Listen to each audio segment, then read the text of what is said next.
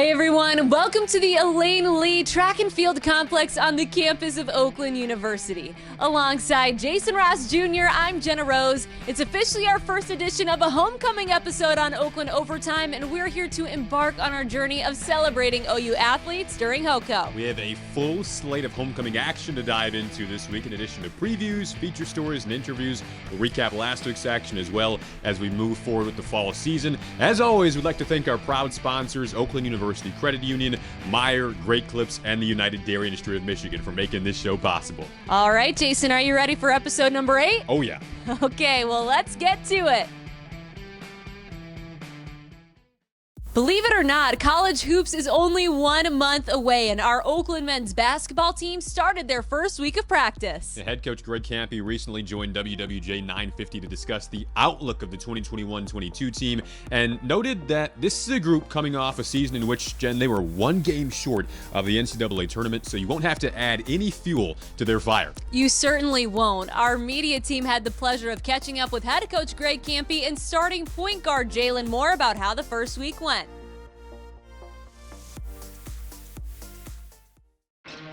Our defense is looking way better than it did last year. We got guys out there busting their butts, communicating. We just got to keep that high intensity level. Feel really good about where we're at in the process. You know, for a coach to feel pretty good about where we're at this time speaks volumes to how good I think they are. Try to have a good season this year. We're just really competing with each other every day to just do better.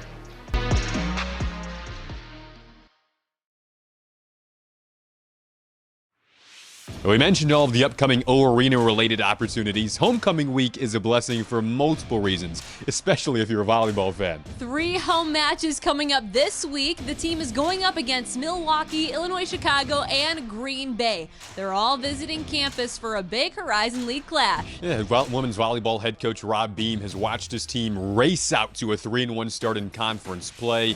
Last time they played at the O-Arena, we saw them defeat Purdue-Fort Wayne in 5 sets, a very tough Mastodons team, flipping the script from a year ago when Purdue-Fort Wayne swept the season series with Oakland. So really good to see the improvement there. We had the opportunity to catch up with head coach Rob Beam as to why the team has gotten off to such a hot start in conference play. We've kind of entered into the beginning phase, the first round of what is nearly a double round robin here in the Horizon League season.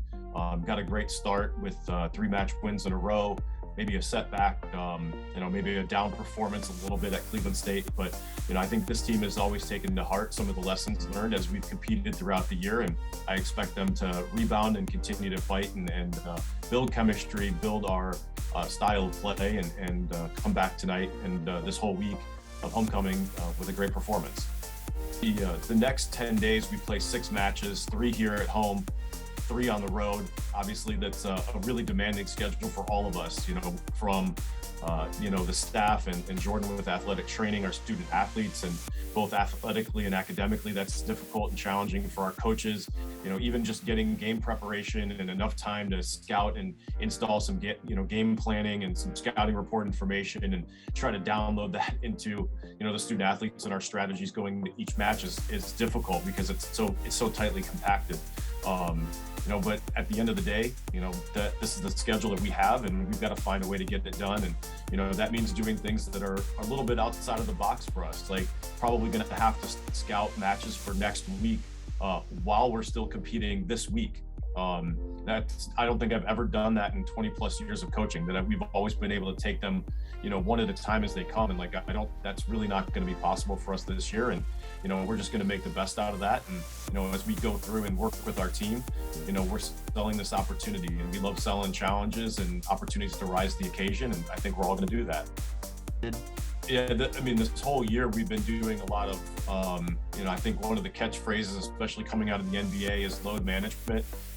We've been doing a lot of different things in practice, modifying things. Terry down in the weight room has been extremely generous with his time and adjusting schedules and adjusting programming for numbers of different individual student athletes. And our athletic training room, Jordan's done a fantastic job trying to keep the student athletes healthy and as close to their peak performance as possible. So we're adjusting practice planning.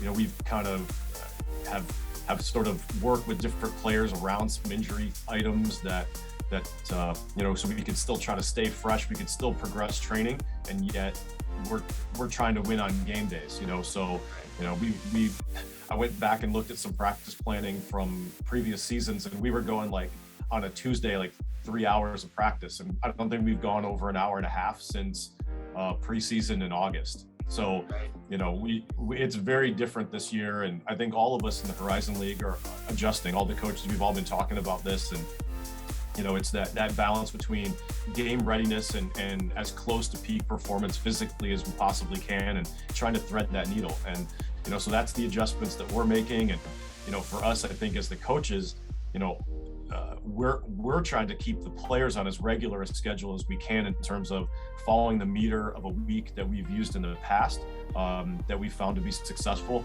It just means that like we have to adjust like our own schedules to try to keep them on pace. And, you know, so I think, you know, I think that's gone well so far. And, you know, we've had some difficult stretches of matches. And I think, you know, we selected some of the tournaments that we participated in specifically, or scheduled events. So, you know, like this week we played Green Bay at home on a Sunday. Well, we scheduled 2 different Sunday matches this year during pre-conference, which I'm not sure that we've ever had a Sunday match during pre-conference tournaments before. So, you know, we adjusted a lot of things to try to dial in and be prepared for a Horizon League championship run. Special thank you to head coach Rob Beam for taking the time to join us here on Oakland Overtime. Now we're going to move on to our social media clip of the week, brought to you by Great Clips. Well, G, don't you just hate when you have the perfect Instagram post or story and then you go on the gram and it's down? Oh yeah, that's certainly nightmare fuel there, Jason, and that happened not too long ago. Well, as we film this on Tuesday, Monday was when IG went down. The women's and men's basketball teams had some fun with the Instagram and Facebook going down, as you see the post here.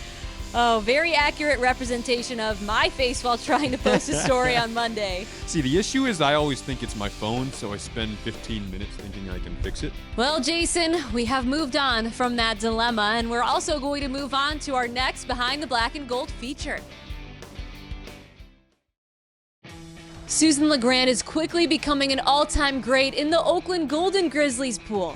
She's currently heading into her senior season, and so far during her career at Oakland, the list of accomplishments she has would be too long to talk about in today's show. But today we're going to check out the presentation of her All-American Honorable Mention.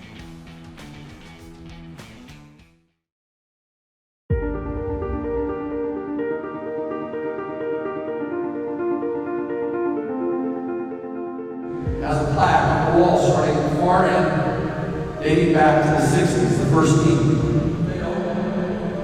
Your certificate, it will stay up here for the rest of the time.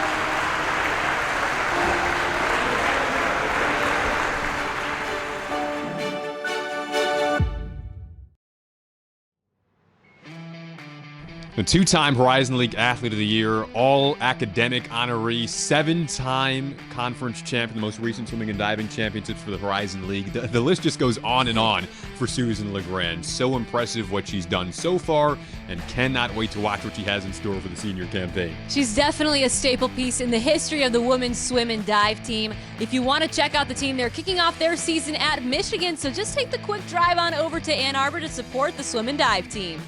Don't forget that all alumni and current students are invited back on campus to take part in all the fun festivities that come with homecoming.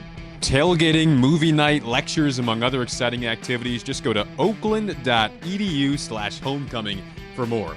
Jason, and another thing that you can catch during homecoming is the red-hot women's soccer team playing on campus. Oh yeah, they've been really good of late. The women's soccer team is off to a 4-0-1 start.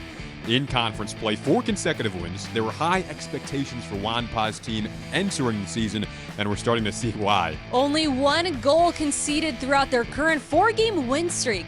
The most recent win came against a very well-coached, well-organized IUPUI team. Wanpa was ultra proud of his team. He felt that it was their most dominant performance of the season. Speaking of dominant, our student athletes of the week, as you can see on the screen here, both reside on the soccer field. Sammy Lopez and Mikey Kedeman took home the honors this week. And what a perfect way to transition into men's soccer. The Golden Grizzlies tied 2 apiece with one of their biggest rivals in Detroit, Mercy.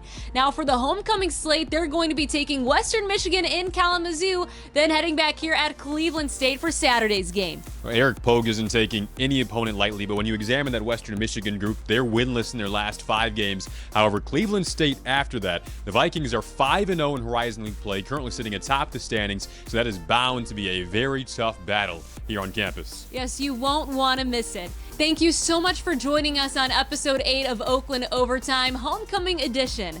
Jason and I have some news ourselves. I'm going to be working for the Chicago Blackhawks as their in-arena host. And I'll be working for the Chicago Blackhawks as a fill-in radio play-by-play broadcaster. So we really wanted to take the time to thank all of you for allowing us to be in your homes during the basketball season on your screens watching Oakland Overtime, and we're going to be Golden Grizzlies fans for life. Yeah, we'll enjoy being a part of this family. We have enjoyed and will forever be a part of this Golden Grizzly family. Really, again, as Jenna mentioned, have loved coming into your home and loved having you welcome us in as well. For the final time alongside Jason Ross Jr., I'm Jenna Rose. I guess we'll see you sometime.